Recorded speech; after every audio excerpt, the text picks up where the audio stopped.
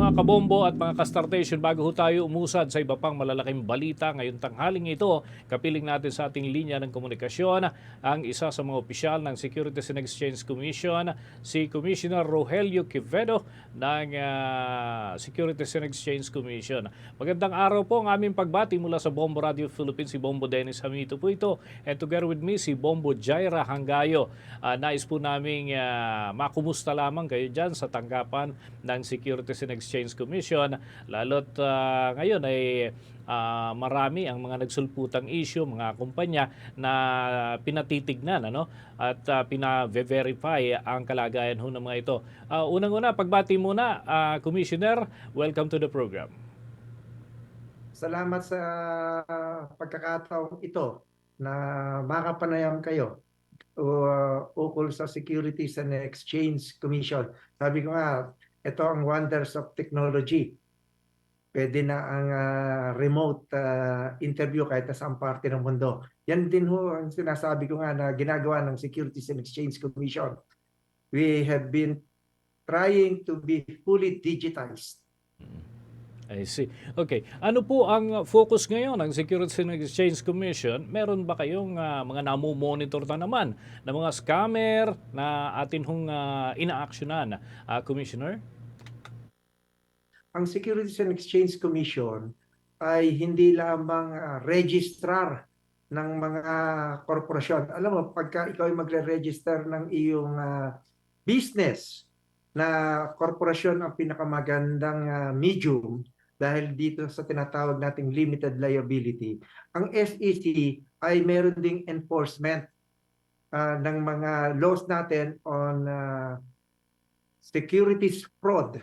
At ako nga ang commissioner in charge. Meron kaming enforcement arm at meron din kaming financial lending department. Unfortunately, nitong mga nakaraang mga taon, lalo na nitong mga nakaraang buwan, dumarami ang mga investment scams. Binanggit ko kagad kanina sa iyo yung technology. Alam mo, dahil sa technology na ito, mas lalong napakarami ng investment scams. Kasi nga, there are more than 100 million Filipinos. Magugulat ka, 117 million ang Pilipino. Pero ang registered cellphone users ay mahigit 100 milyon. At yung cellphone na ito, dahil sa dati or akala mo, doon lang sa mga laptop, katulad ang ginagamit ngayon. Dahil sa cellphone, kahit nasaan parte ka ng mundo, bit-bit mo lang ay isang maliit na cellphone, pwede ka nang makipag-communicate kahit kanino at makakatanggap ka ng kahit na anong mensahe mula kanino. At yan ang ginagamit ngayon ng mga investment scammer. Alam mo, itong tinatawag nating investment scams na to, grabe ang nagiging pinsala sa ating bansa. Ayun, maliban ho sa iba pang mga usapin, ito muna si Bombo Jaira Hangayo, ang akin hong katandem ngayon, ay may ilang katanungan din po para po sa inyo.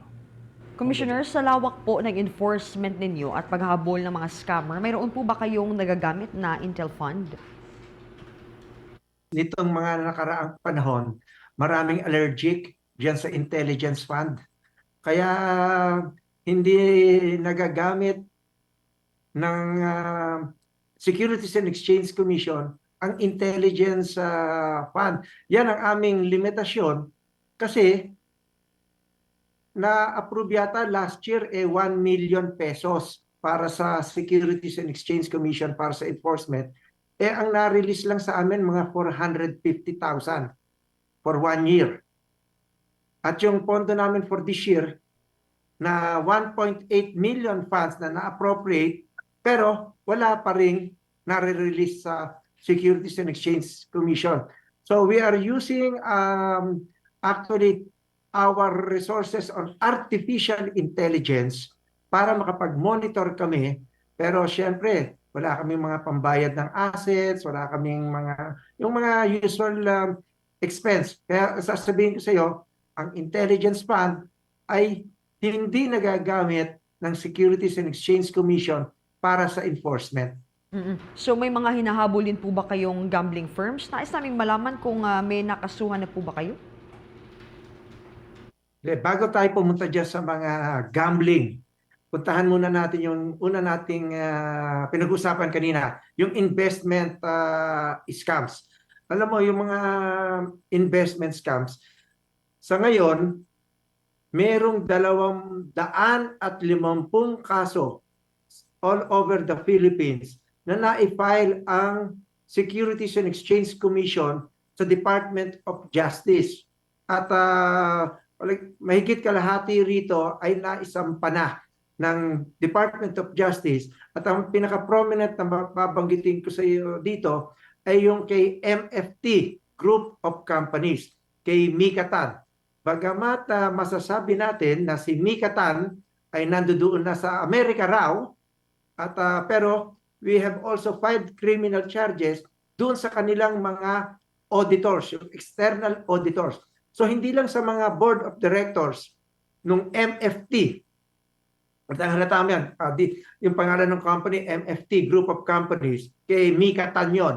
Si Mikatan mismo, nasa Amerika na, pero yung mga director ng MFT Group of Companies at lalong-lalo na yung mga independent directors ay kinasuhan namin at pati yung external auditors.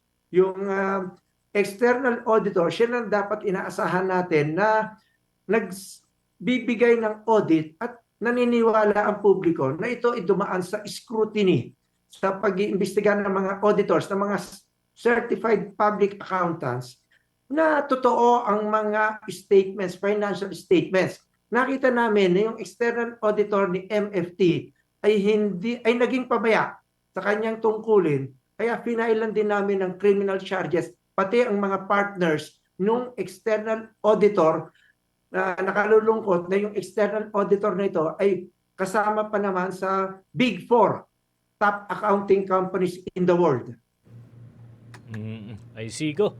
Sige, at siguro sa susunod na mga pagkakataon, magkaroon ho tayo ng part 2 para naman humahimay pa, lalo na't yung iba pang mga usapin na nais din po namin ipurso, itong mga modus operandi nais ho nating halongkatin para maiwasan ng ating mga kababayan kung sila man ay makakakita ng mga ganitong modus operandi.